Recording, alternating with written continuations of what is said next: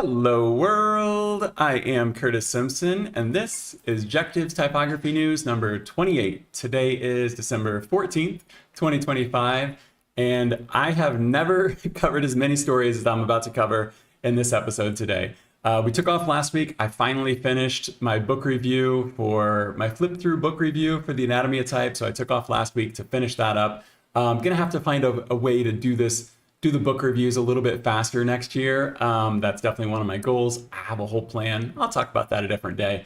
But today I've set this little 3-minute timer. We're gonna burn through these stories because I have 20 new typefaces, 20. Typically we're covering like 6, maybe 7, 20 brand new typefaces to cover that released in the last 2 weeks. A bunch of stories going on. I'm sure you've heard of the Marco Rubio memo that went out about Times New Roman versus Calibri. There's a bunch talking about that. Monotype had a bit of an incident with Japanese game developers where they raised the prices on them like 5,000%. There is a lot going on and very little time to cover it. So I'm going to go ahead and get into it. If you're watching right now or in the future, there are links for everything in the description. If you want to skip ahead, if you want to follow along. If you're watching in the future, I should have chapters marked. So all this stuff that we're burning through really, really quick, you should be able to find your place very easily. I'm going to check chat real quick. And then I'm going to switch to my screen and we'll get into this. Let's see if I can remember how to do it. There it is, screen cap. There's my little timer. Let's go ahead and start it. As I mentioned just 2 seconds ago, I did finally publish my book review for the Anatomy of Type. It's a long one. It's like an hour and 34 minutes long. If you're familiar with my book reviews, they're all really, really long. I do have a plan. Next year, I'm going to do similar to what I did with the Thinking with Type one, where I'm going to do like my big long book review, because I think some people just like to watch me talk and flip through. You know, they want to see like every page of a book. I like to see those types of things. But I know not everyone does. Some people just want to be like, hey, give me a 5-minute video and tell me why or why not to buy this book. So that's my plan. Big one, follow it up with a short one. But right now, this is linked in the description. There is, this full book review is up. Evie, good afternoon. Nice to see you again. I'm not sure if you missed it or not, but I'm going to be burning through this episode as fast as possible. But it's good to see you. Good to see you. Let me get a drink of water, guys. Okay, got through that one in like 1 minute. Maybe we'll get through this fast today. We'll find out. Okay, that was just my own story though. So the first story that I have for you for real is Fort Foundry. That is Amy Hood from I think. Yeah, Amy Hood from Hoodspa. Fort Foundry and Hoodspa created an app. Let me go ahead and take my face off just so I don't get distracted and then end up covering up something important. Boom. Okay. Fort Foundry and Hoodspa created a desktop app. It's only available on Mac for now, unfortunately, for any of us who are on PC or Linux. Only available on Mac. That seems to be how a lot of these typography things go. But she's talking about it here. Let's see if she scrolls through. Maybe we can see it on here. There's the app right there. If you're on Mac, you'll be able to see this. Basically, it's like using Adobe fonts or any of these other apps that are coming out like this. It's only like $5 a month right now. I think if you pay for the full year of it, let me try to slow down. I feel like I'm rushing a little bit too much. We're only 1 minute into this. Okay, so here's how it works basically. It's just like Adobe fonts where you can kind of like turn anything on or off. $12 a month. They say $12 a month or less. It's actually $12 a month if you pay by the month. If you're paying for like a full year up front, right now they have an intro deal where it's like $60, well, I guess for like the next 9 hours. It's gonna be $60 for the year, which breaks down to like $5 a month. But even after that, it's gonna be $7 a month. Basically, since this works the same way that Adobe Fonts does, if you use this on a project in say January, and then you canceled your subscription in February, the logo that you made or whatever it is, as long as you don't need to use the font again, you had the license for it during the subscription, so it still is fine, just like Adobe Fonts is. The difference is that this is Fort Foundry and Hoodspa, and I'm going to be actually talking about fonts from both of those foundries later. So I'm not sure there's a ton more to say about this. The main reason that I wanted to bring this up is because I do see it as part of a bigger trend. We've seen the typographer app come out from the type founders recently. There's been other apps. If we pull up Fontbase real quick, I wasn't planning to do this, so I don't have this linked in the description. But if we pull up Fontbase real quick, they recently added Font Market to this. So if I enable this, oh shoot, am I gonna have to go through a whole thing? Okay, well, I'm not gonna not gonna do that right now. Go ahead and hide my information there. If you pull up, if you use Fontbase, you'll know that they partnered with Font Market. Was it? Yeah, Font Market recently to put their typefaces in there, and you can kind of do the subscription thing with Font Market too, I think, or maybe you can just buy them directly. Anyway, in my opinion, this is very similar. We have 5 seconds. In my opinion, this is very similar to like what Adobe fonts would be like the equivalent of Netflix. You know, Netflix came, they gave everyone everything, and then all of the studios were like, hey, we could make our own Netflix and get money directly and not use Adobe fonts. That feels the same here to me. That doesn't mean that these services are not good. You know, I think it would be useful to support like indie foundries and stuff. She's showing you how you can just use it inside of Figma right here. I do think that it's important to support indie foundries, but my concern would be, are we going to end up with 100 different apps that we have to have installed in order to do these things? Whereas typically, if you want to try out a font, you just download the trial version of it. So that's it. I think this is something we'll need to look at next year. Maybe next year I'll do like a full comparison of these types of applications. I guess I could have my face on for these monologues. I do think that this is a trend that we're going to continue to see growing. I think we're going to see more foundries, more publication, or more places putting out these types of apps, whether they're paid or free. There are some of them that are free, but I think it could be fun to like compare all of these and see what you're getting for it. I think I pay $5 a month for Adobe fonts, and that has like, I don't know, 40,000, 60,000, some crazy number of fonts.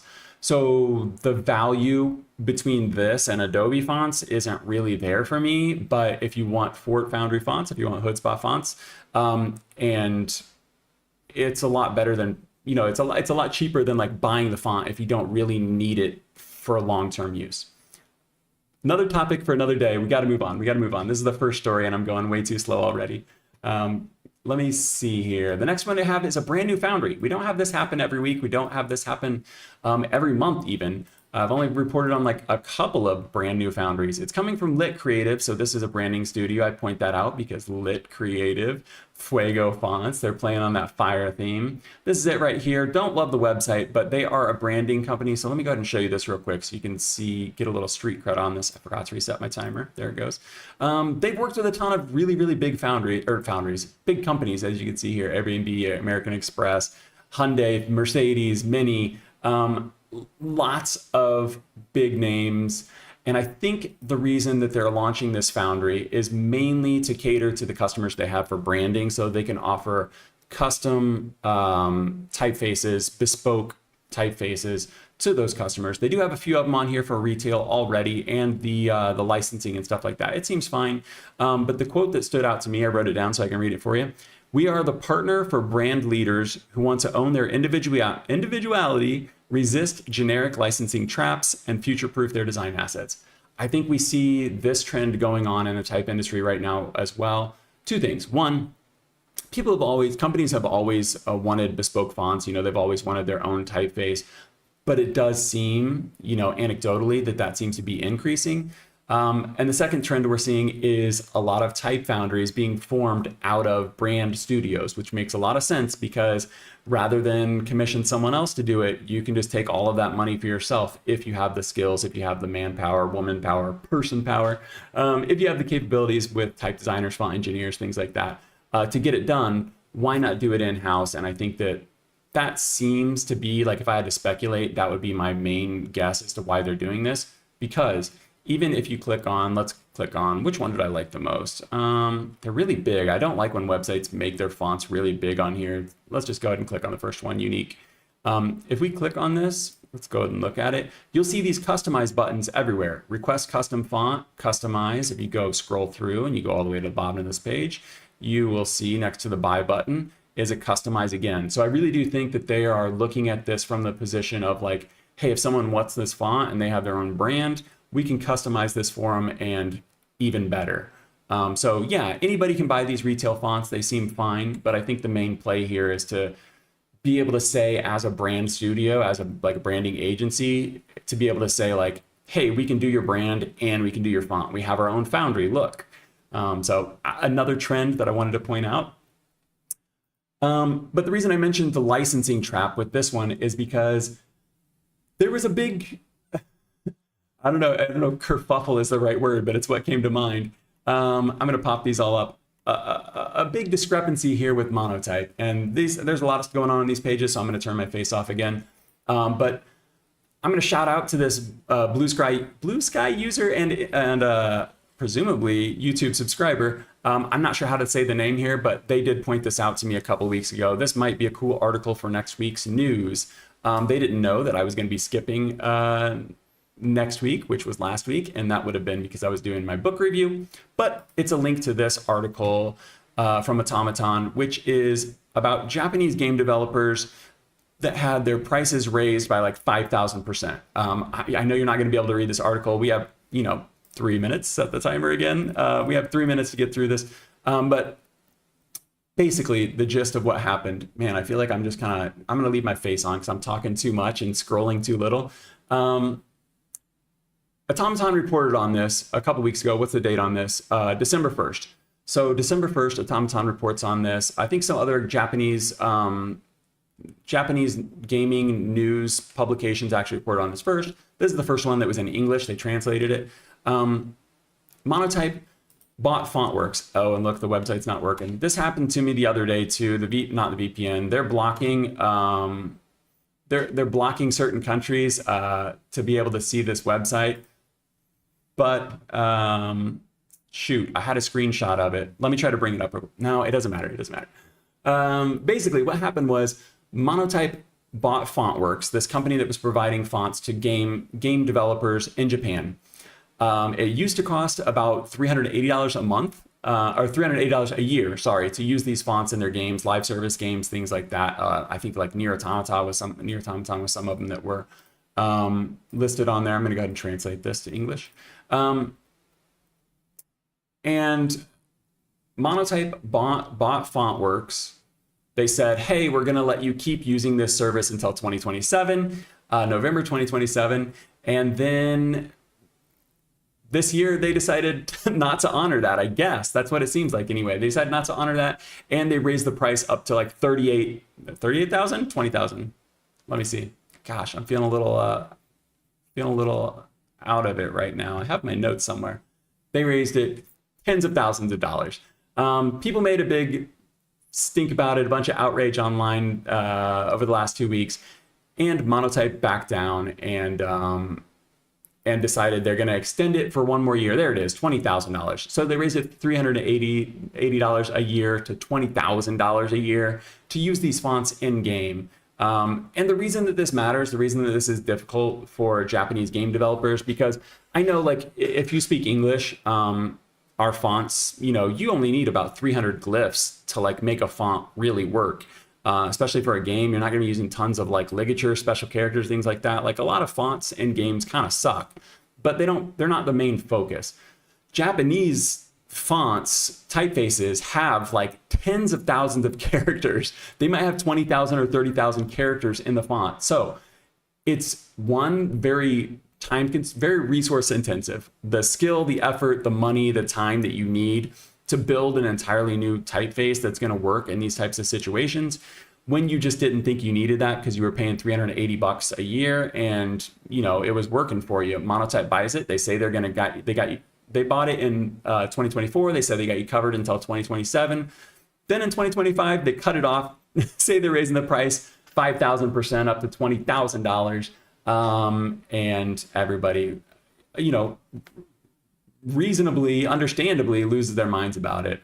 So that's what I've gathered from this. But the reason I bring that up, because the licensing does seem to be like the biggest problem that we're dealing with, or at least the biggest conflict between consumers, the people that designers, typographers, people that want to use the fonts, in this case, game devs, between them and the publishers, foundries, marketplaces, type designers that want to have fair licenses. And I think we see a lot of places that have fair licenses without raising the price up to $20,000 from, $400.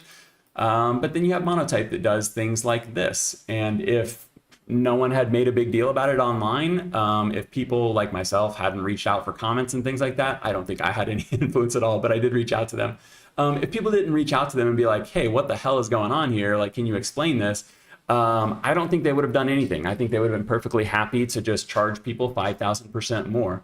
It reminds me of like the pharma bro that raised the price of the drugs, like 1,000,000% or something like that. I don't remember what he raised them, but anyway, it does remind me of that situation. Much more fun conversation here before we get to another stinky one. Much more fun conversation, and that is Pinterest Predicts. They do have a website, but it's one of those websites that kind of like doesn't scroll at the speed that your mouse scrolls. So we're gonna look at the PDF instead. I've got this right here. Let me go ahead and make this as full of screen as we can. Why look at this? Because trend reports are never right. They're always silly. The typography in this is really, really cool. Let me go ahead and max this out. Is that maxed out? Kind of. So they got a bunch of trends on here. We're not really going to look at them, but what I want to look at is how the typography matches these so well. And it's just a reminder. I mean, I'm sure most people watching this understand the voice that typography has. See, this is why I turned my face off. We understand the voice that typography has, the impact that it can have.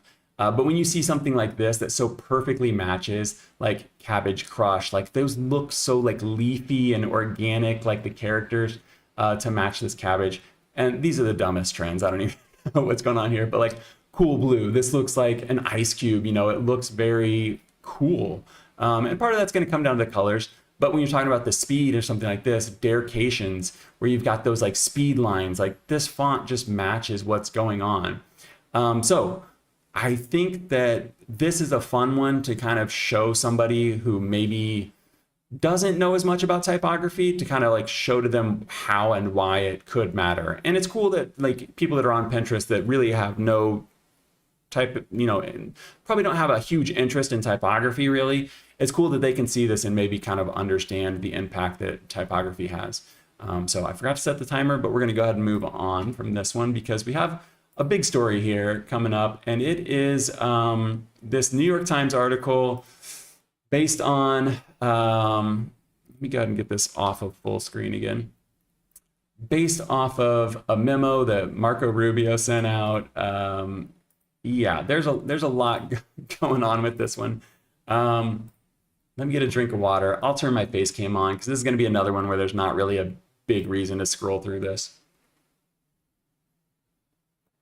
So this is another one that I'm going to be incredibly generalizing during, but I'm sure if you're paying attention to typography this week, you've heard about this story. Especially if you're in the US, maybe if you're not, then you won't care, but everyone in the world has put out their opinion about this. It seems like, I'm trying to move my fan a little closer. It's really hot in my room right now.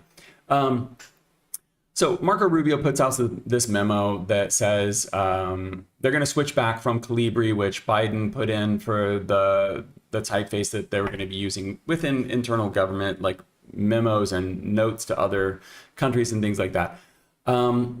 He changed it back to Times New Roman. The New York Times kind of printed this in a way, there's the two fonts compared right there. The New York Times kind of printed this in a way that was pretty biased. They didn't like really talk about the memo itself. They more so focused on the one line that talked about like being woke or DEI. So Daring Fireball, which is John Gruber, he puts out a blog post talking about how the news tends to do this, where they don't put out the real sources. They don't let you see everything. They just show you the pieces that they want to show you, and then they talk about it, and then in a certain way to present a certain point of view, and then everyone else goes on to do that. So he published the full script right here, just a plain text doc that anybody can read. I've linked this in the comments, so you can go read the actual conversation, the actual memo as it was put out. but the gist of it is this. The number of accessibility reports they had was exactly the same. There was like one more out of like 1,000 and something. So the accessibility argument about Calibri didn't turn out to really matter. And it also costed an extra $145,000 to use Times New Roman. So had he just put out a memo that said that, it would have been like, okay, yeah, that makes sense. They tried it, it didn't work. But he like shoehorned in this thing about DEI and how this was like, I don't know if he used the word woke or not. I'd have to look and see. But he you know, kind of takes this jab at the Biden administration. And so that's with what everybody ran with. When in reality, this is just two different typefaces that are now being politicized in the weirdest way. If you go back to 2023, when they changed this, Charles Nix, who is the, let me check for his official title, is Senior Executive Creator at Monotype. And you don't have to be a fan of Monotype to respect Charles Nix here. You can see some of his accolades here. I don't know if we should even bother reading through these. He worked on Helvetica Now. He's a designer. He's not just that. He's also like chairman of the Type Directors Club. He's an educator. He knows what he's doing. He understands it. When this happened, when they switched to Calibri in 2023, he was interviewed by It's Nice That, and they asked him, like, does this make a difference? Here's what it came down to for him. A further question remains in the switch. Is Calibri really more accessible than Times New Roman? Yes and no, says Charles. The number one factor, hands down, affecting legibility is the size of the type. If we're taking accessibility to mean legibility, then any typeface, serif or sans, used large enough will be more accessible. The new guideline from the State Department recommended 14 point, Charles says, at which either typeface would be hyper legible.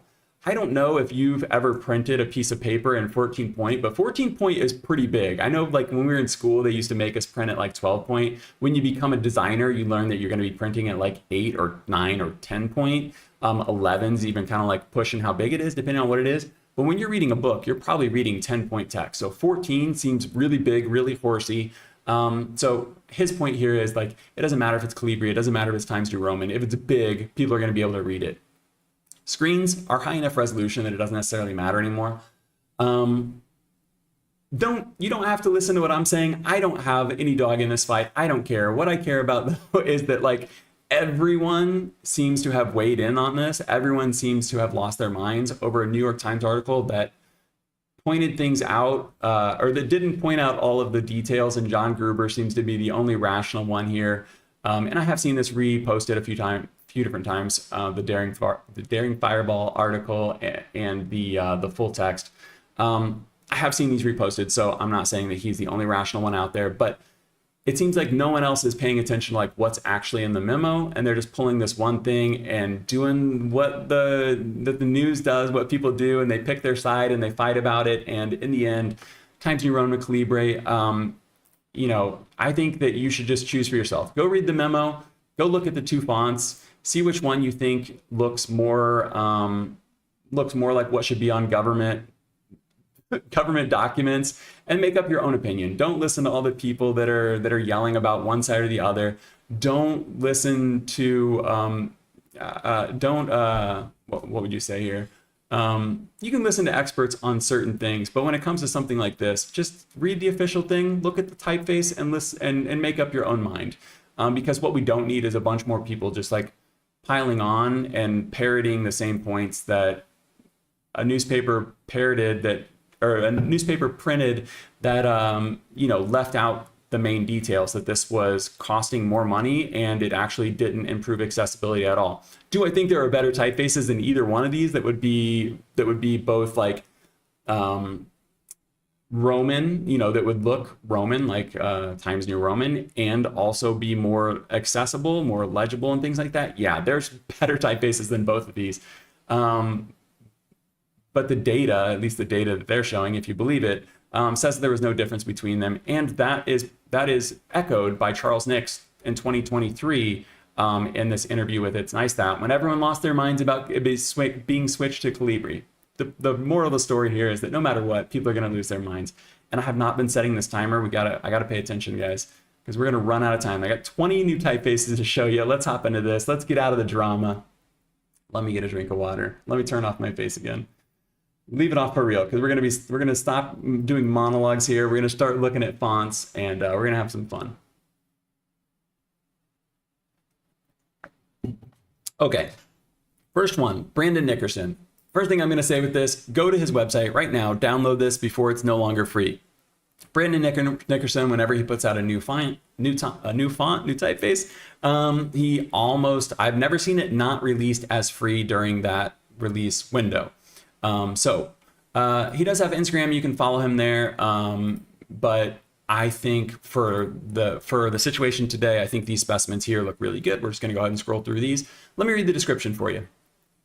A display typeface rooted in editorial bravado and contemporary attitude, Magnolia blends sharp, expressive letter forms with soft, controlled modulation, creating a voice that feels both classic and charged. I would agree with that. I feel like this typeface really does feel classic, but it also, like, I don't know, there's a certain energy to it. It feels very much like hand lettered to me. This feels very, very much like something you would see on an old TV show, like a black and white TV show, on the opening credits or something like that. It does feel very classic, but it also feels, I don't know, like he said, charged. Like maybe that is just the best word for it, because it does feel pretty energetic. It's got an alternate A for you there, either the 2-story or the 1-story.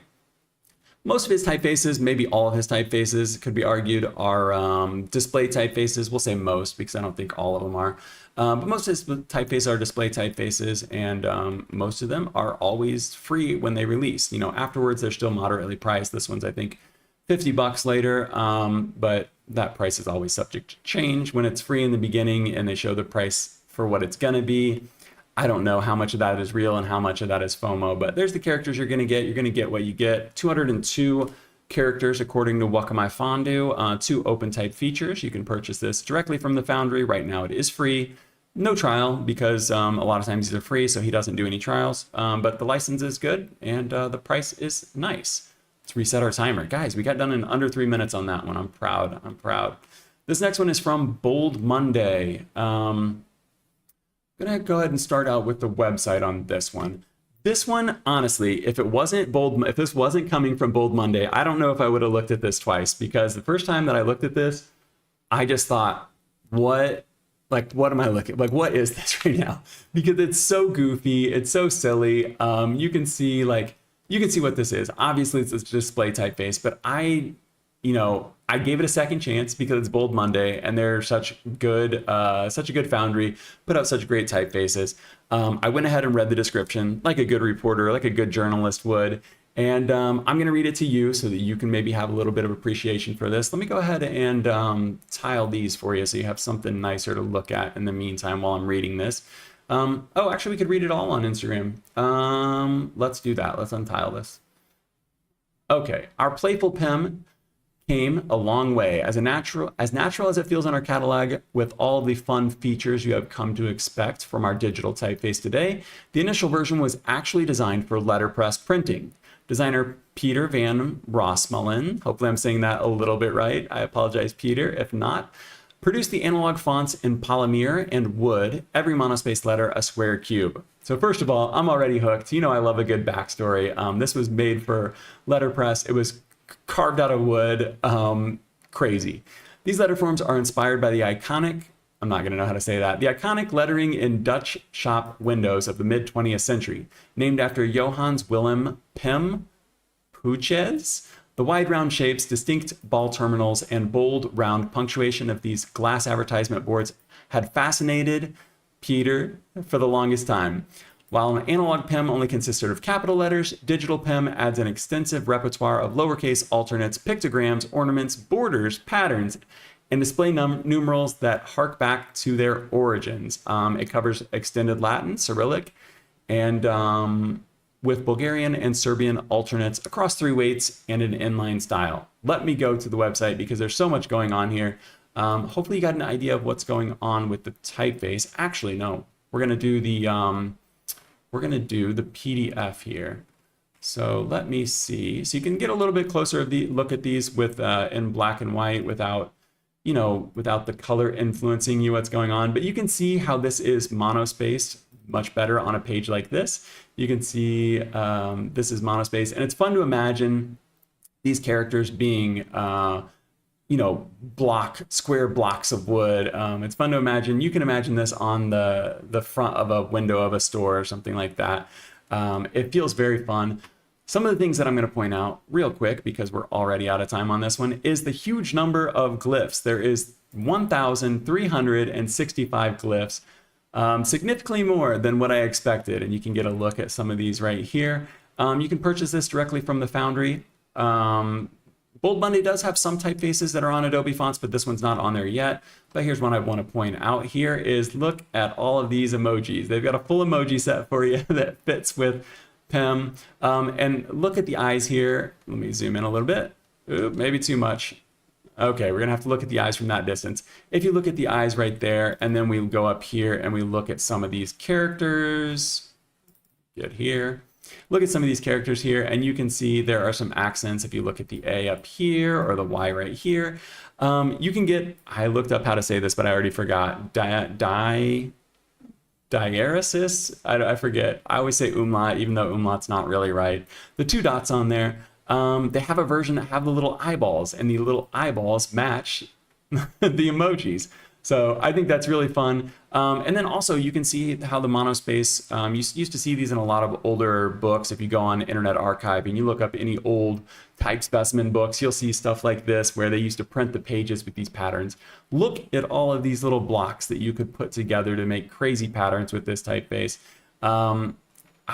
You know, this is one of those typefaces that makes me wish that I didn't have 20 typefaces to get through this week, because I would love to play around with this one for you and get into every detail of it. We go minus this because it just looks like so much fun, and my initial skepticism was quickly overcome when I understood the context of it. But yeah, I think that the price is $150. There is a trial for this, got limited characters, and it's got a good license for it. Let's move on. This next one is called Grecotipo, and this is coming from Plau Design. I gotta close some of these tabs here. We got too much going on. Let me see where we're at. Nope. Okay. So I'm bringing up Greco Design here because this is who the typeface was originally designed for, by Plau. Foundry, Plau, is it just Plau? Plau, just Plau. And here's the original announcement for it. So this came out in May. It's a typeface. We've seen this a couple of times. You know, we saw TikTok release their typeface. They open sourced theirs, but we've seen other brands. You know, Gotham originally came from GQ.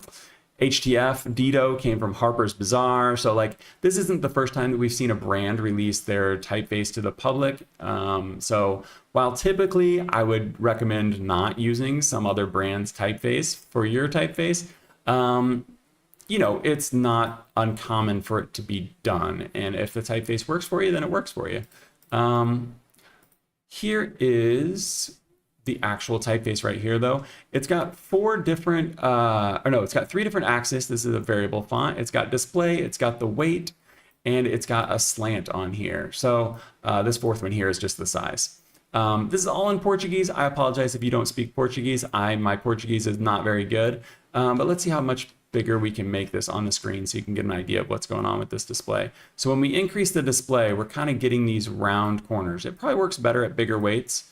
So whereas at the optical size of 12, you know, your regular display or regular text font, you've got nice sharp corners and stuff. And then you do this and you've got like these rounded counters inside. The beard and the crossbar and the G get rounded. The dot of the I gets rounded. It's an interesting thing. It's almost like the ink is kind of spreading out. Again, this comes back to the original creation for Greco. And I think that like this type of thing makes sense when you're talking about this is the live stream that they were doing. I think this type of thing makes sense when you're talking about making it for a specific brand, but I'm not sure that it's going to work for everyone else. So their whole thing was like being flexible and this type of thing. So this kind of playful, you know, messing up the font in a way that you typically wouldn't want to makes sense for them. Does it make sense for you? I'm not sure. But the price on this isn't too bad. You can see it's got 32 total styles going from thin all the way down to black. And then that's including, thin to black, regular and display, italic for each one of those. But if we go to buy this, I'm not going to go through the process. If we were going to buy this, it would be 750 Reais. If you put in Grecotipo, the promo code right now, it lowers the price to 300 Reais, which is the equivalent of about 60 US dollars. So really cheap in terms of like a workhorse typeface that you know is created for a brand. So it's going to have everything that a brand would actually need for this. So that is the one upside to purchasing a typeface that's been created for another brand. I said the same thing with TikTok stands. These types of things, they're not going to be your voice because they were designed for someone else, but you could take it on. As long as you weren't in the same industry, I think you'd be okay. But the main benefit would be that it's going to have everything that a brand needs because it was actually created for a brand. So that is Grecotipo by Plau, named after Greco Design, the foundry that it was, or not the foundry, the design firm that it was created for. Next up is another display typeface. This one's from Cast, and this is Futurismo. Futurismo. Hopefully I'm saying that right. We're going to let Adobe Fonts do its thing in the background. Let's start out with the Instagram on this one, and it is right here.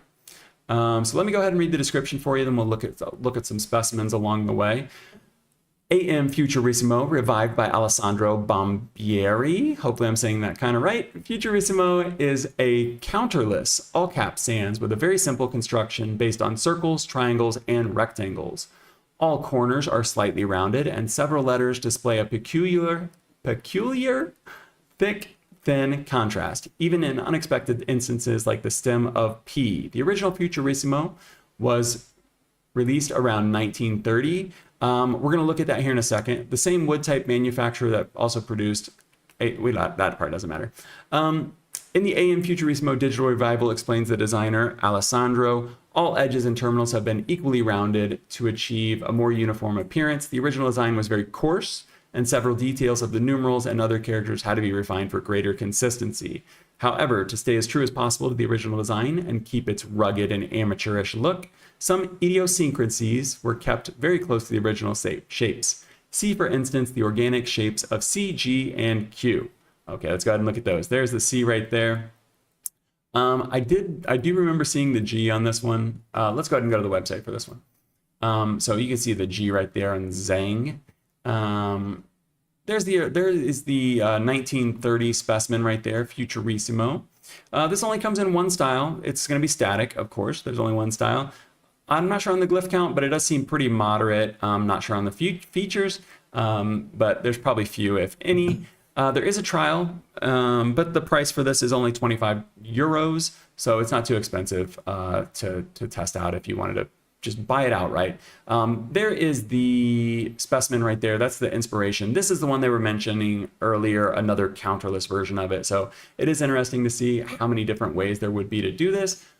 The best part about this one, if you have access to Adobe Fonts, it is already on Adobe Fonts. I'm not sure how some foundries manage to get these on there on the day that they release it, while others seem to take months or years. Maybe it's just, maybe it's up to them, and maybe it's just to try to increase sales prior to releasing it on Adobe Fonts, even though they do earn money from that as well. But 25 bucks if you want to buy it from the foundry and own it and be able to use it. That's for desktop. And then, if you have access to Adobe Fonts, it's already on there for you to test out and use. Next up, we have Arrabal, another display typeface. We got a lot of display typeface. I'm not sure if this is a thing at the end of the year or if this is just what's happening right now. But Future Fonts has got you covered with this one. This one's coming from, I never know how to say this person's name. Muk Monsalve. Let me get a drink of water and we will get into this one. I'll go ahead and flip through these while I do.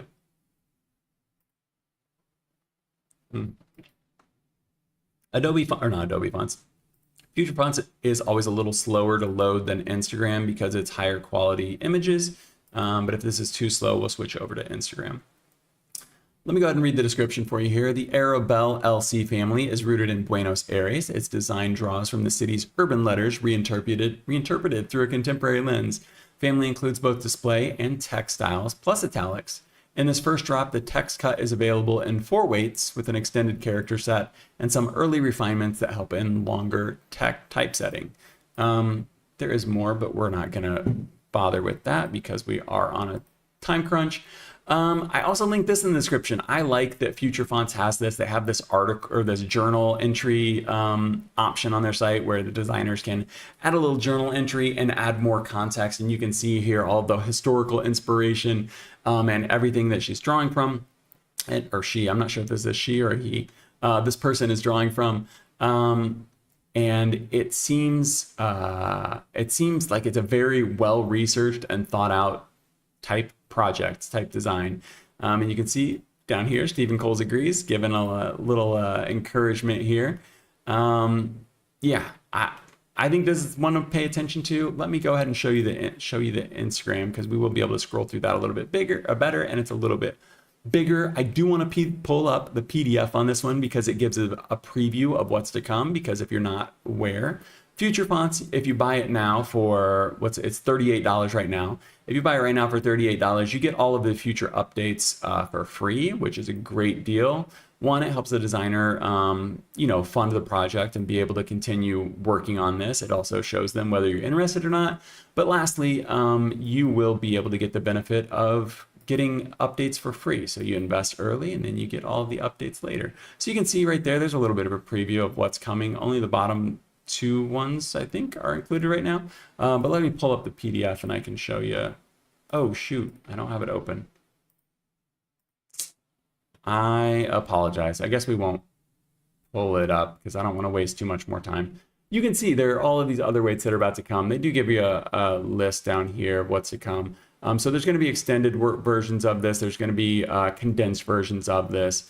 But for $38, I really like the rhythm that this one has. It's kind of fun. But yeah, I apologize I didn't have the PDF ready on this one.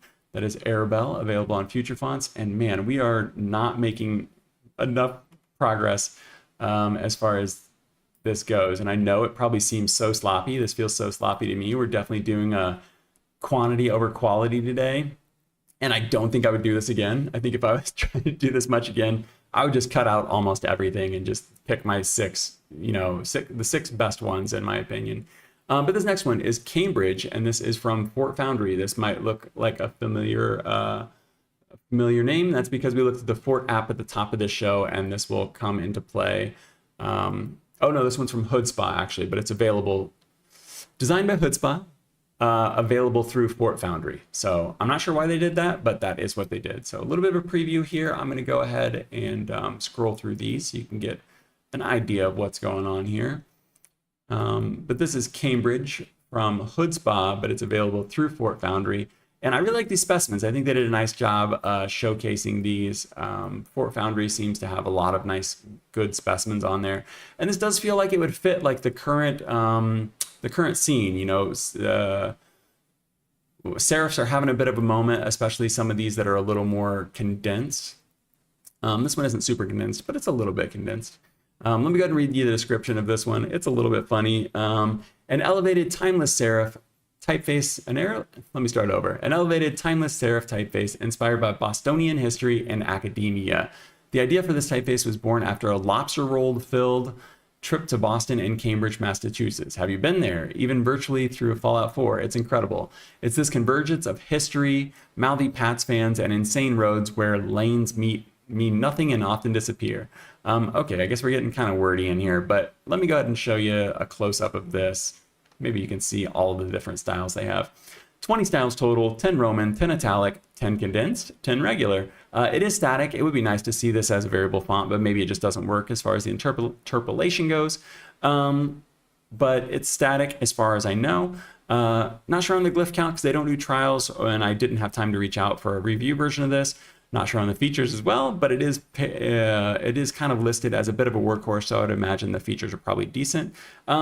You can purchase this through the Foundry, or like we said before, you can get this from the new Fort app. So this is going to be one of the typefaces that are on there. I think this is a good marketing strategy. Release a new typeface from Hoodspa, release a new typeface from Fort, and then release the app at the same time. Oh, Jen Hood. I think I said Amy Hood earlier. I apologize. Jen Hood from Hoodspa.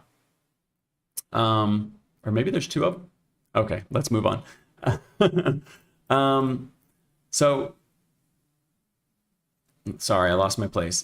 This price on this one's $250 for the family for desktop. But if you wanted to test this out first, what you could do is just pay the you could pay for this for like 1 month and use the app to test it out, or use it if you only needed it for 1 month.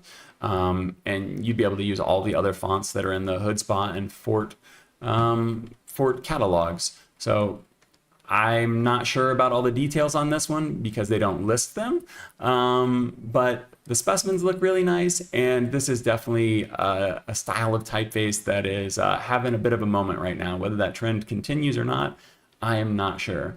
I don't think that this next one here is going to have a super big trend, but I want to point out this one because I think this is a good example of why specimens matter so much. This is from Positype, Neil Summer Hour. It's called Aegis, I think, Aegis. And it has 15 styles. There are 5 weights. It comes in regular, italic, and back slanted. So if you were to just scroll through this website, you would see, or this web page, you would see the regular, you'd see the back slanted, you'd see the italic slanted version of it. You'd see this grid and you'd be like, huh, like, okay, let me go ahead and read the description. Aegis is a wide, heavy, large-scale type family designed to radiate strength and intention. Built across 4 optical sizes, standard, display, poster, and super, its forms tighten and its apertures narrow as the size increases, making Aegis exceptionally well-tuned for high-impact, oversized typography. I think that's the key. You really do need to use this as like an oversized typography, or an oversized, typography. With 5 weights, upright slant and back slant styles, Aegis is fully flexible system. I would really love to see this come as a variable. Right now it's not variable. It's only just a static typeface. These are just a bunch of question marks in different widths or sizes. Weights, I apologize. But here it is. And as you start to go through these, instead of just looking at the black and white type testers, you start to see, especially when you get to one like this, how this typeface is meant to be used. Just these giant block, almost like color blocked out sections. Kind of looks like the Grand Theft Auto font, huh? But yeah, we've seen typefaces like this before, but I do think this one's doing a really good job. I would like to see this expanded into a variable because I think with that slant to back slant, it could do a lot of really fun things. But I wanted to stop on this one so I could read the description to you here. This isn't the official description, but I think this is an important part of understanding this typeface. Maybe it won't matter to you. Positype says, Aegis began as Neil, so Neil Summer Hour, the founder. Aegis began as Neil's way of processing a weight he could not measure. As his father's health shifted and the realities of dementia and Alzheimer's set in, he turned to letters, structure, mass, and form. And what emerged was Aegis. Its wide shoulders, heavy architecture, and tightening apertures reflect what it feels like to carry something immense and still stand tall beneath it. To honor his father and all the families walking this path, 50% of all profits from Aegis will be donated to Alzheimer's Association. And if we get to the end, you will see right there, 50% of all profits will be donated to the Alzheimer's Association. So if that matters to you, if that's close to you, maybe that's something you would be interested in investing in, I guess, or donating to. You could always do that directly and they would get all of the money and not just 50% of the profit. But if you like this font, I do think that it's a nice, it's a nice thing that they're doing, and it feels appropriate given the circumstances. So the main reason why I wanted to point that out, though, is just because it showcases exactly how important specimens are. If you look at this 1984 poster or book cover, if you look at this Dune book cover, you understand how this typeface is meant to be used. But if you were only to ever look at these type testers and things like that, I don't know, you just wouldn't really get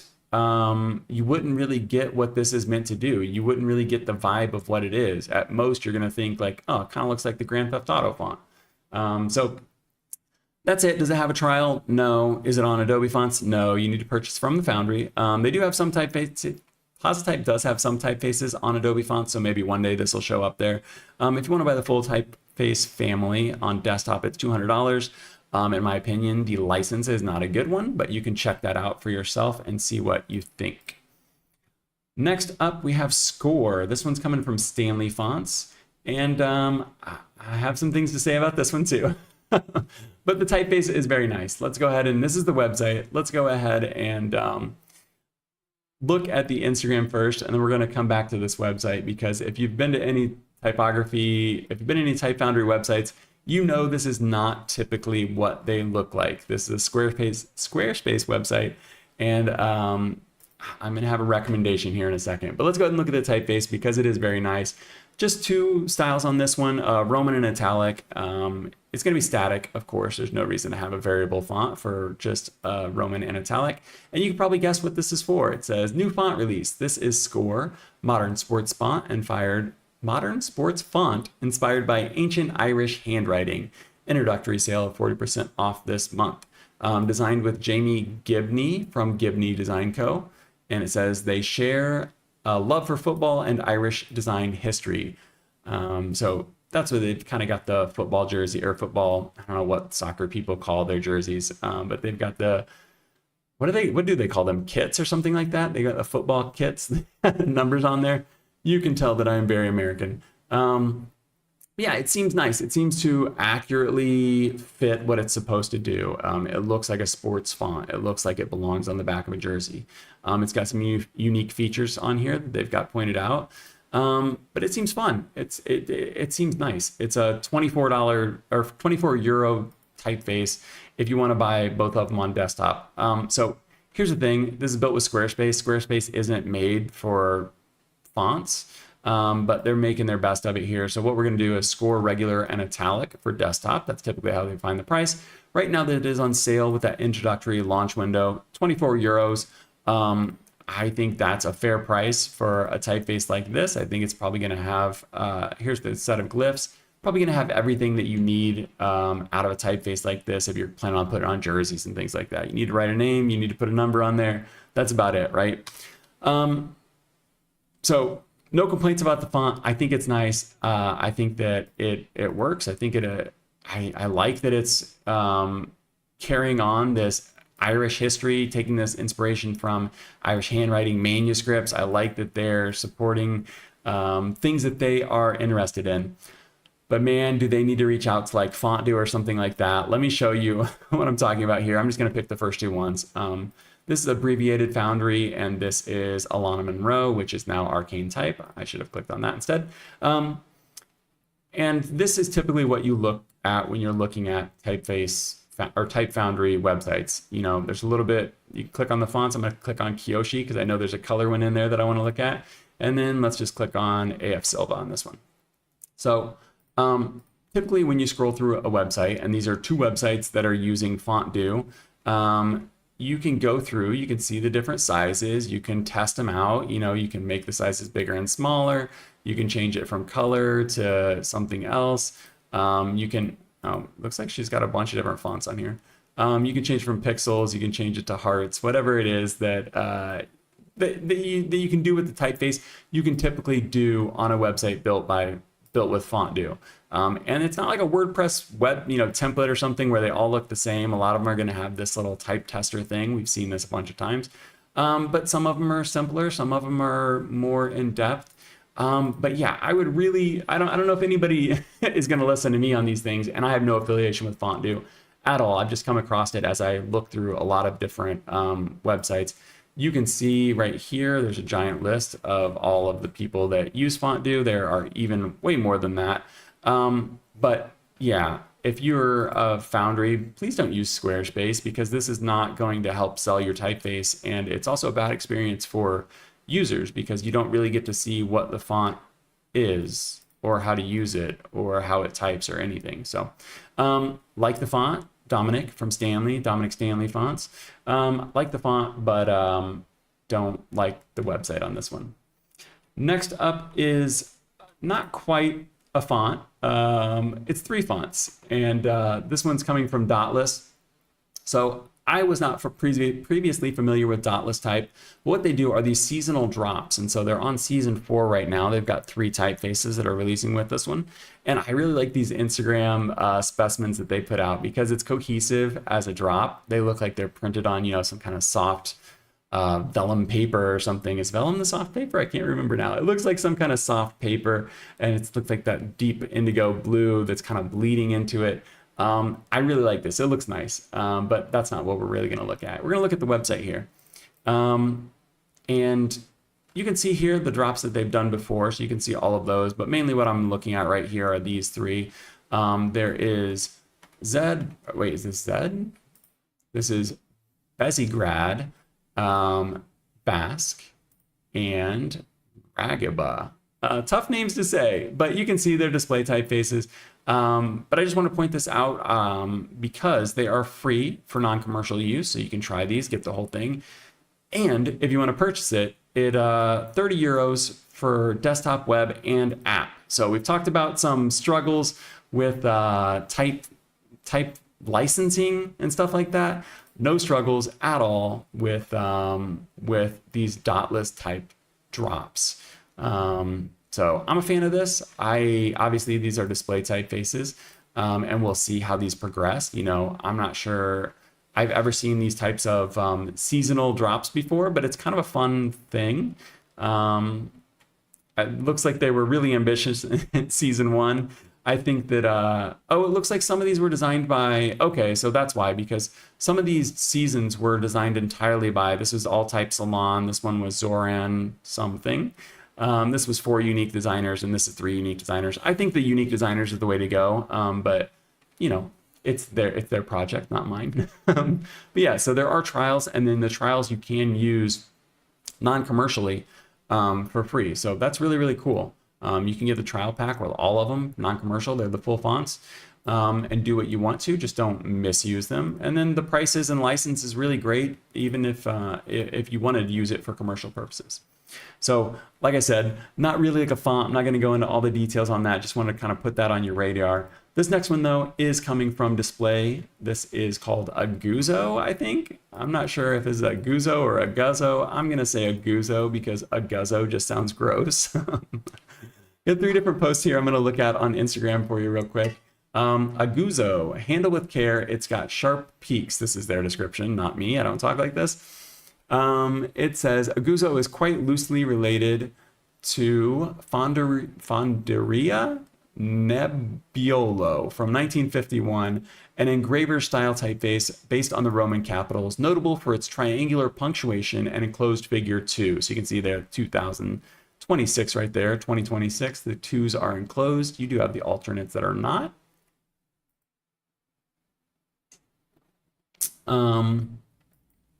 This, however, is where the similarities end. Aguzzo combines rigorously carved geometry with more transitional traits, making it stand on its own 2 feet, pun intended. Additionally, the upright style's sharp expression is mirrored in the steep 16-degree inclination of the italic, whose introduction of a variety of broad-nibbed flourishes nicely contrast the uprights. I understand the value of copywriting. Look, I reposted this. I understand the value of copywriting. I appreciate it. It's just kind of a mouthful to use all this marketese when I'm trying to explain to you what the typeface is. So this is some of the originals that it's inspired by. We're going to look at those on the website right here. You can see the typeface. It is really nice, and it does have nice sharp serifs on it. I think some people might be afraid to use the sharp serifs. Humans, we think of everything in terms of how that would interact in the real world. It is variable, as you can see right here. So when you put those sharp serifs on there, it can come across like kind of thorny, kind of sharp, like it would actually prick your finger. And that can be a deterrent in some settings. You wouldn't want to use these big sharp serifs on like a child's toy or something like that. But in the right setting, and when you're talking about inspiration coming from something from 1951, you want to kind of keep it pretty similar, keep the vibe at least. You can see they've got the enclosed A there as well. That's actually, there's an alternate for this that's a little more open, a little more legible. It looks like we have 14 total styles, 7 Roman, 7 italic. It is variable, as I said before. Glyph count is 840. It has 27 OpenType features, so this really could be a workhorse for you if you needed it to be. I do think some of those closed characters and a lot of the characterfulness of this typeface might limit its use a little bit, but as you can see, we've got a little bit of body copy here in progressively smaller sizes, and it looks clean. I think when you look at it at the bigger sizes, when you look at this alphabet right here, it might be a little bit scary where you think like, oh, it's got too much, especially when you see this A here. But when you look at these smaller sizes, I think this is perfectly legible. It does feel a little bit vintage, but there's nothing wrong with that, especially in the right project or for the right brand. Yeah, here's a bunch of OpenType features right here. They've only got a few of them showcased here, but let me see if they have those dots. Oh yeah, right here. I already clicked on it. So this is what they were talking about. Sorry, I bumped my mic. This is what they were talking about with the original, where it's got those triangular dots. I think that's really cool. You could definitely play with that for a logo or something. You wouldn't put those triangles on your like your body copy or anything, but that's pretty fun for headlines and things, and it could be very distinctive and really stand out for the right brand. This is for available for purchase from the Foundry. They've got their glyph count there as 831. When I dropped the trial into What Can I Fondue, I got, or not the trial, yeah, the trial. It comes with all the features, all the characters. They had 840, so maybe they're not counting some.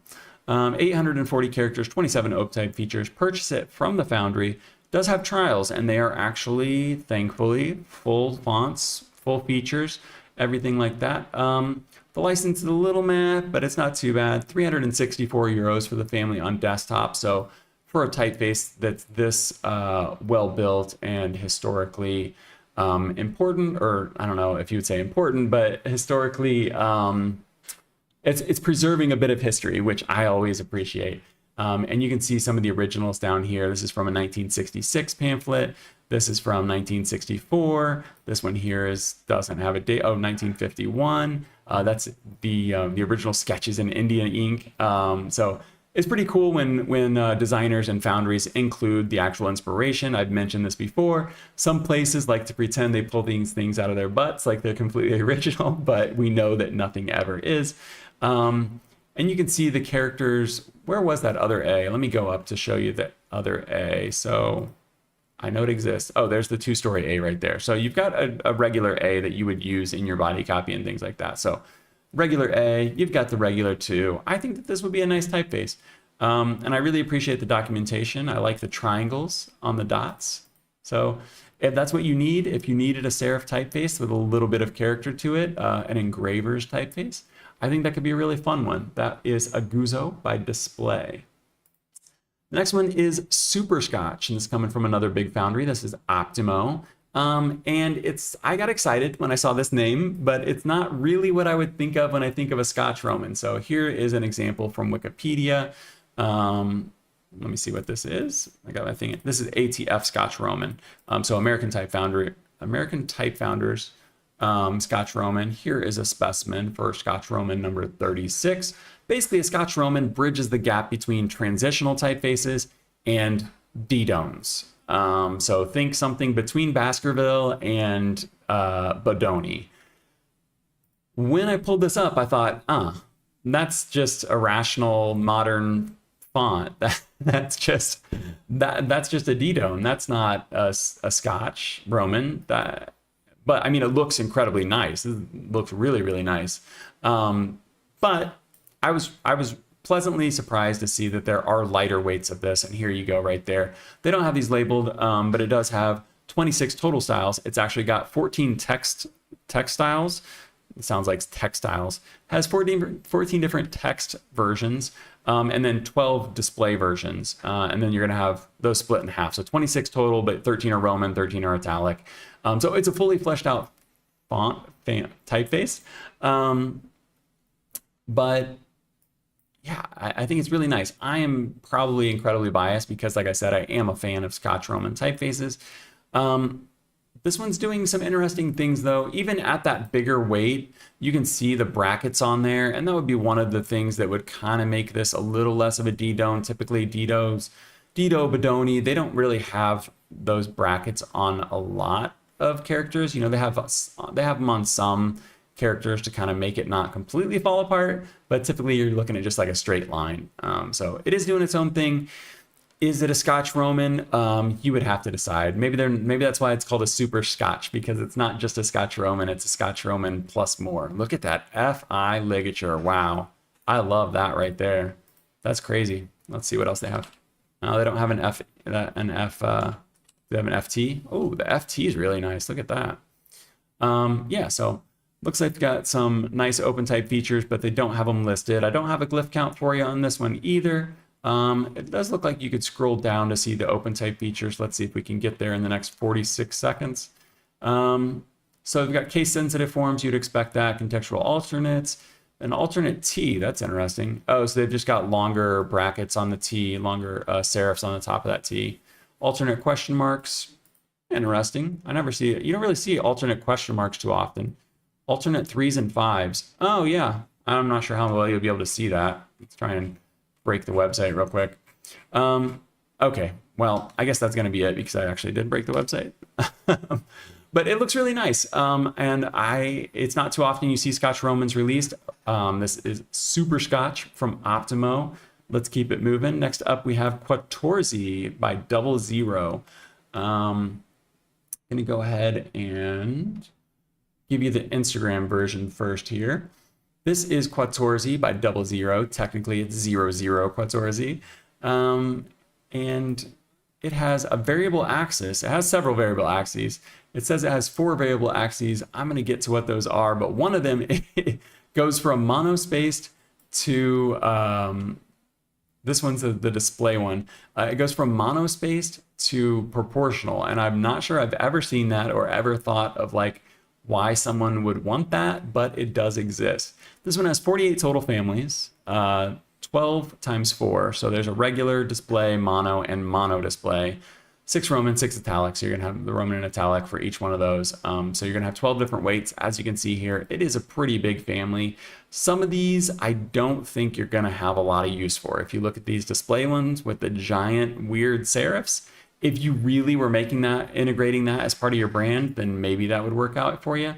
But I think some of these display versions of this might be a little bit much for some people. I'm going to let this play real quick while I get a drink, and then I will tell you a little bit more about Quatorze after I reset the clock.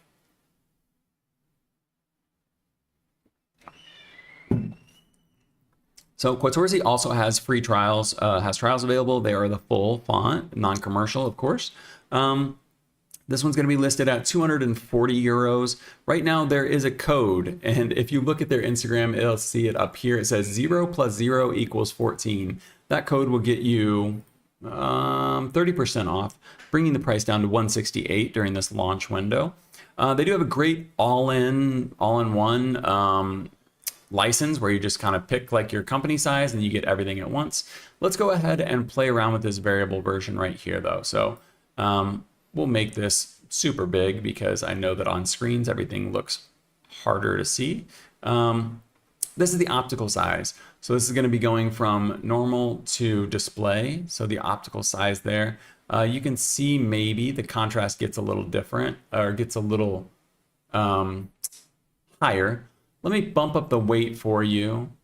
That's the monospace. Let me bump up the weight for you so you can see this optical size a little bit better.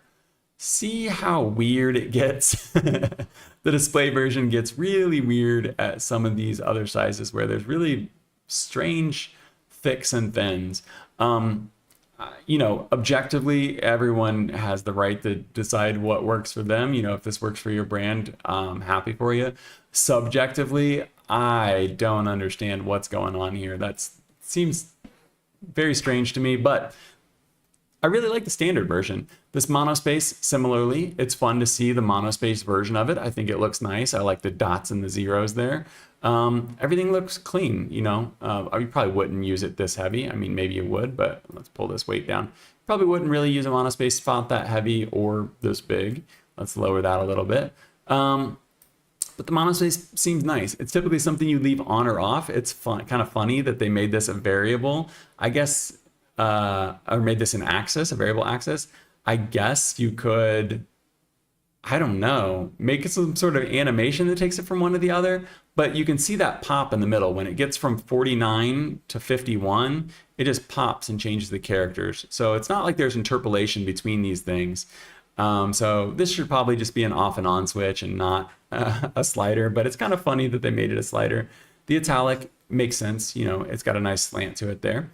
But yeah, if you were like really making these things italic and monospaced and full display, you're getting a pretty wacky looking font, and maybe that's for you, maybe it's not. Like I said, the price is $168 with the discount on it, and it's got a really nice license on it. So I'm a fan of that. Otherwise, it's just a nice, you know, a nice geometric typeface. If you get rid of all the weird stuff and you bring this down, you just got a nice geometric sans serif, you know.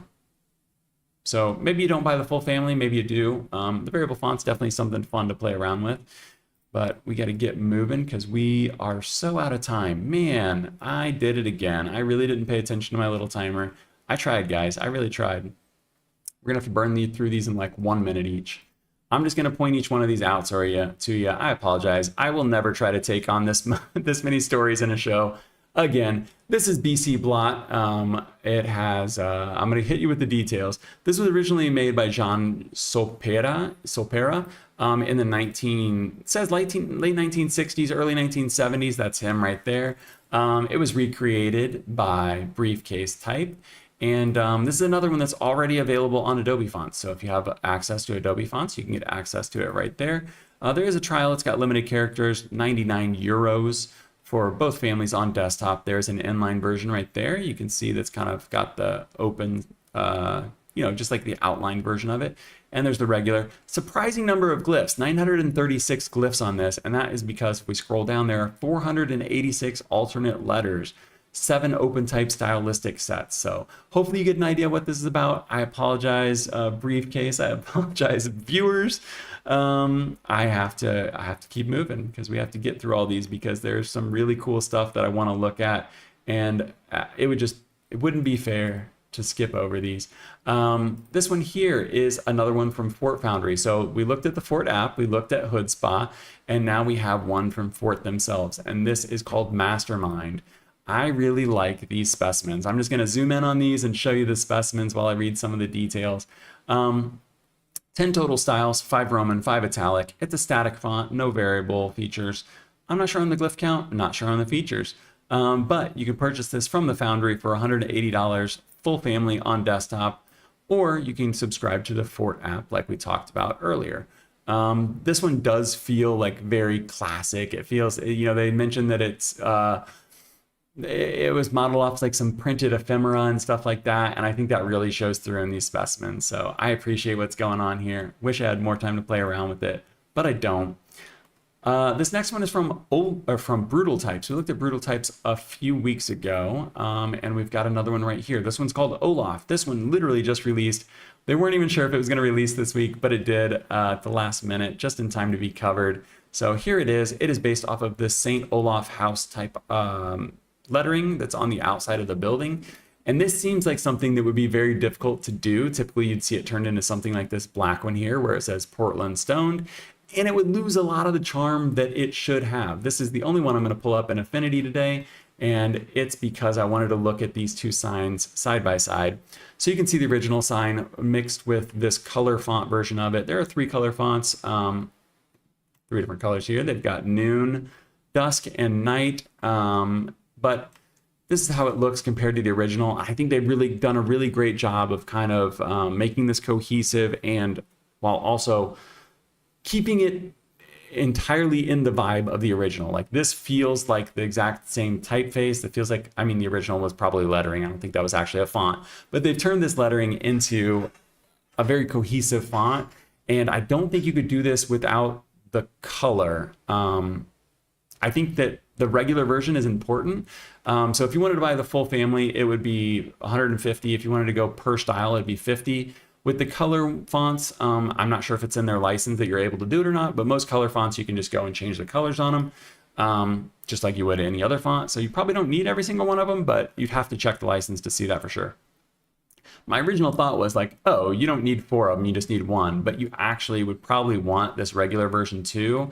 So you could do things like this, where you're like using the color font with all of the depth to it, like the original sign, and then you would use that regular version to kind of do any sub captions or anything like that. So you'd probably want at least 2 of them. At that point, you're paying 100 euros. So maybe you just go ahead and splurge and get the 150. But if it's in the license that you're allowed to change the colors, which isn't too hard to do with some online tools, then you probably just want to pick 2 of them, pay 100 euros and save 50. Go buy another font with your extra 50 euros.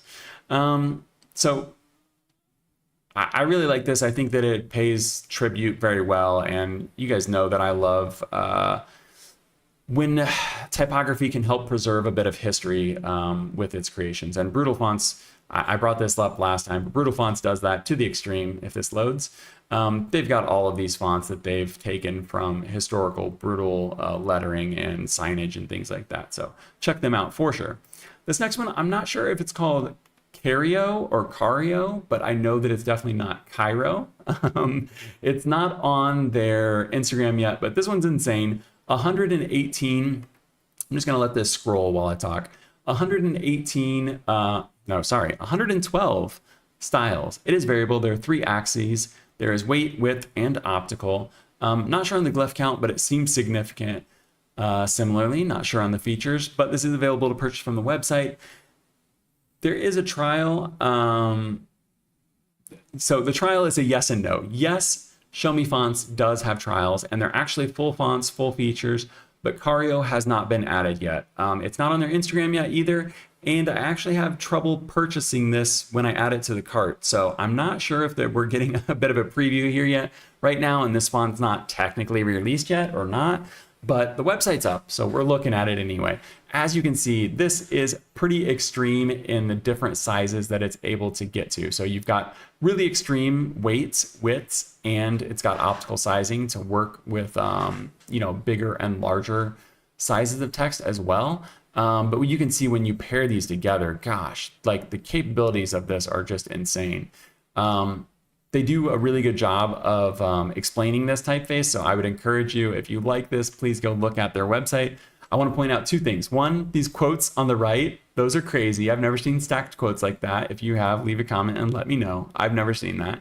2, I'm typically not a huge fan of, let me make this as big as possible. I'm typically not a huge fan of ink traps, but these ink traps here on the H, on the D, they are just perfect. They're not using a bunch of ink traps that don't need to be there. Let me show you one more thing here. The optical size, as you make the optical size smaller, not only does the spacing increase like you would want it to, but also the extenders increase. So you can see the H there and the D, the top of those, the ascenders, they're getting bigger so that it's more legible at small sizes. So I really like these ink traps. I think they're really well done. They're not really ink traps in the traditional sense. I'm not sure how much they're going to do if you printed, but they're really cool at like showcasing that curve and kind of punching in there a little bit more. And then when you get down to the small sizes, well, at that one there, when you get down to the thinner sizes, I should say, this is how wide and stuff it can get. When you get down to those thinner sizes, the optical, it doesn't matter as much. The ascenders and descenders, they'll get bigger and smaller, but that ink trap is just completely gone at that point. We've got about 12 minutes left. We're burning through these though. Okay, we're on Cairo. Biblon Neo. Biblon, this is a font that actually came out in 2000. They made a newer version of it. So it originally released ITC Biblon, then it released again as Biblon Pro in 2006. This is the 25th anniversary, so they put out a brand new version of it, Biblon Neo, and it's been completely redrawn. It is variable, and it has everything that you would want in a typeface like this. So let's go ahead and look at these specimens real quick so you can get an idea of what the font looks like. And yeah, I think that'll kind of be enough on this one. The license on this one's fine. They break out the logo, but it's reasonable, completely reasonable. $175 for the full family on desktop, which I think is a great price considering you're getting a font that has been tried and true for 25 years. Sometimes you would look at a typeface that is 25 years old and maybe it looks a little bit dated. I think in the case of Biblon, what you're getting is, hopefully it's pronounced Biblon and not Biblon. I think what you're getting in the case of Biblon is a typeface that has proven its mettle and has, evolved a few different times. And this one being completely redrawn, being variable. Look at all those different versions of numbers there. Finally, kind of like reaching this 25-year mark, I think that they've probably just refined this to an insane degree. Yeah, I'd have to imagine that this is the best version of this particular typeface, and the fact that it's existed for this long shows that, it stood the test of time, at least to some degree. So really like that one. I think that one's very nice. I really like all of these. I'm not gonna lie. You guys know that I don't show you fonts that I don't like. Maybe that day will come at some point, but that day has not yet come. So obviously this is subjective. I'm not gonna show you typefaces I don't like, but it's hard to find a typeface I don't like. This is Eyeball Soup. I know this is probably one that's not for everybody at all, but this is one that's really fun, and I think it's a great way to end this series of new fonts here.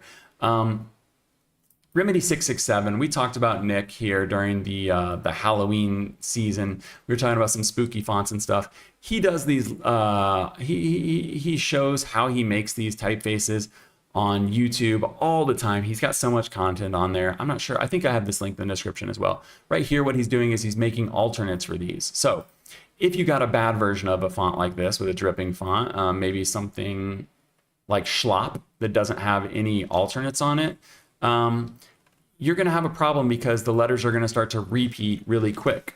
This one here, typically you're going to have E's repeating a lot. You got 3 different versions of it. S, 3 different versions of it. T, 3 different versions. Every single letter on here has 3 different versions of it. So they're going to look similar. They're going to feel familiar. So it still is a cohesive typeface, but you're going to have 3 alternates for each one. Now, if you type the 4th letter, you are going to start to repeat. But when you're using a typeface like this, you're probably doing a headline or something. Obviously, you're not writing a paragraph of text. So I think you're probably going to be all right with something like this. I did notice the T's on here repeated, though I don't think they actually should have. What you do in that situation is you just go into you'd go into Affinity or Adobe, and you'd swap that out with an alt with OpenType, and you'd be fine. So I think that's going to fix it, or I think that's going to break it again. But in real life, you'd be doing this. It wouldn't be such a pain to swap out that one thing, and that just might be something going on with this test driver. It might not. I'm not sure why that wouldn't be fixing itself, but you can see there are 3 alternates for every single one of these.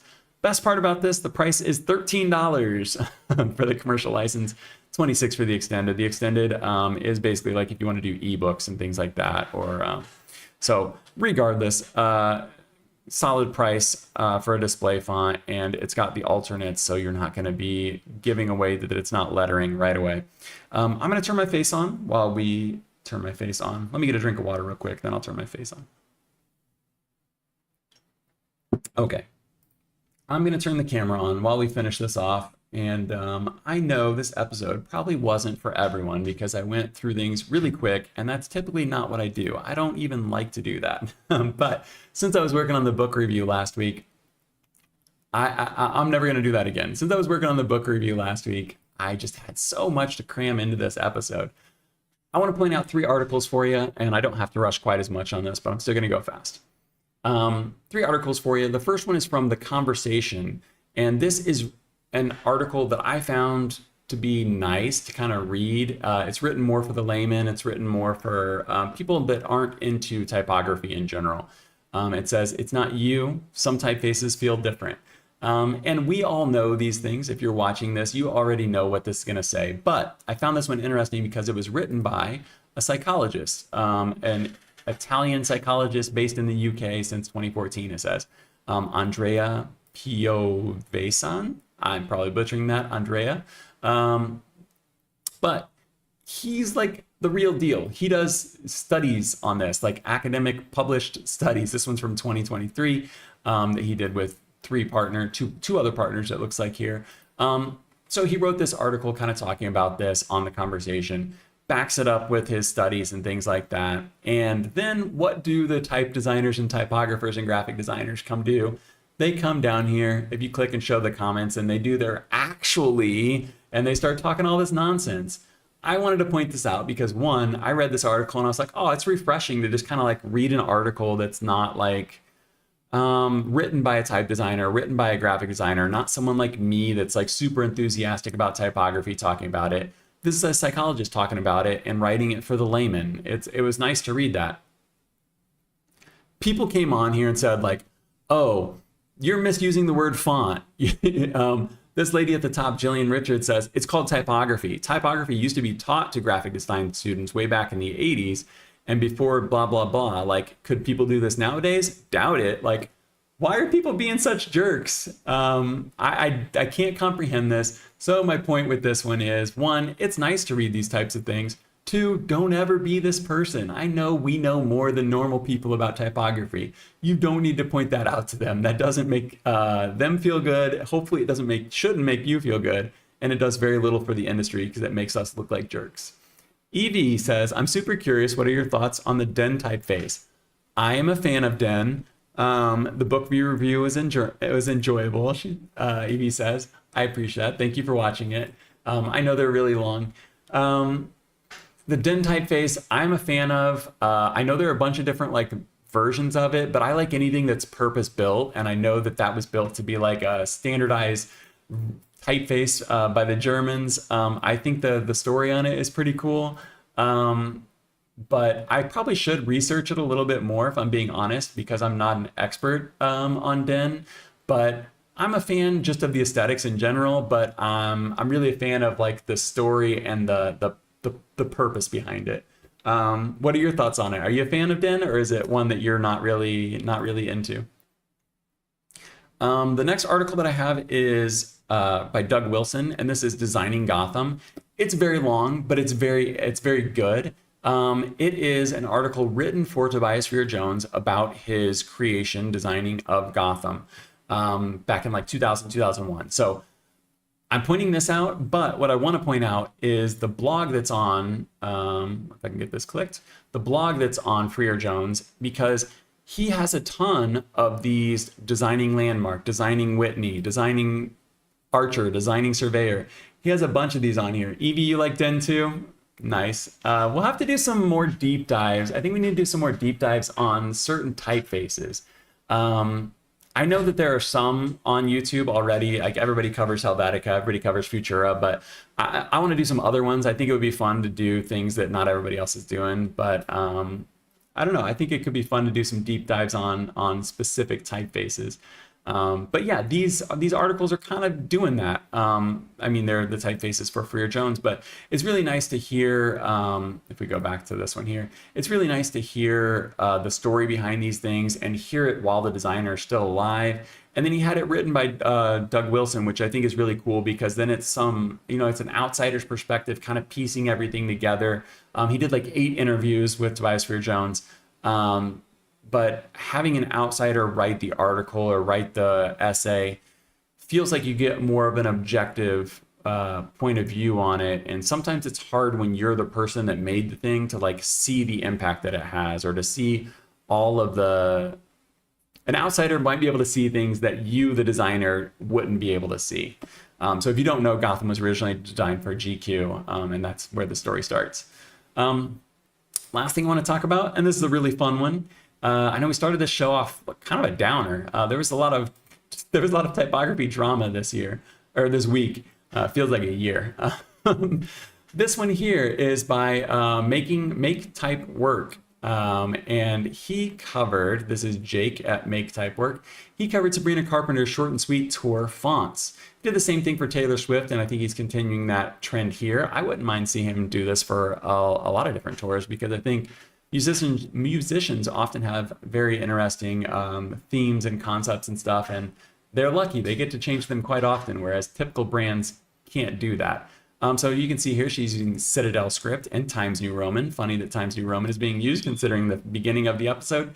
But he really breaks it down and shows how these were altered to not just be the standard default fonts. So I don't have time to read all of this, but he does touch on every single font that was used, every single typeface that was used, shows the alterations, shows a little bit, or talks a little bit about it. And Jake is actually part of the Adobe Fonts team. So he knows what he's talking about. I think he's an experienced designer or something like that. The other thing I want to point out on his website while we're here, though, obviously you can go check out the Taylor Swift one, but this Pinterest Predicts. So we talked about Pinterest Predicts at the top of the show. That's Pinterest Predicts 2026. This was from last year. He actually went through, and I saw this after I saw the other one, but maybe he'll do it for 2026. He went through and took all of those and recreated them with Adobe fonts, because almost all of them were made using Adobe fonts, which I think is pretty interesting. So I think it could be fun to go through and do something like this. But I think I'll leave that for Jake here at Make Type Work, because he seems to be doing a really good job with it. But yeah, I guess that's going to be it. I did not enjoy this episode. I'm not gonna lie, I did not enjoy this. I like spending time with you guys. I like being able to let things breathe. You know, typically I run out of time and I have to rush at the end. I felt like I was just like doing my typical like last 10 minutes of the show for 90 minutes this week. Yeah, I won't do this again. But I appreciate you guys for hanging out. Evie, you're a real one. Thank you for being here from the beginning to the end. Anyone who's watching the replay of this, I appreciate you as well. But I will be back next week for the final episode of this year. We will have just a solid, typical, normal week. We'll be able to let things breathe. I'm going to pick the top fonts, pick the top stories, and we'll go in depth like usual. I'll be sure to get some review fonts for you so we can get a really good look at them. I think that's much more enjoyable than just rattling off these fonts rapid fire. I think that was a mistake. But I appreciate you guys for being here. I'll see you next week for Typography News number 29. I'm Curtis Simpson, and I'll see you next week. Bye.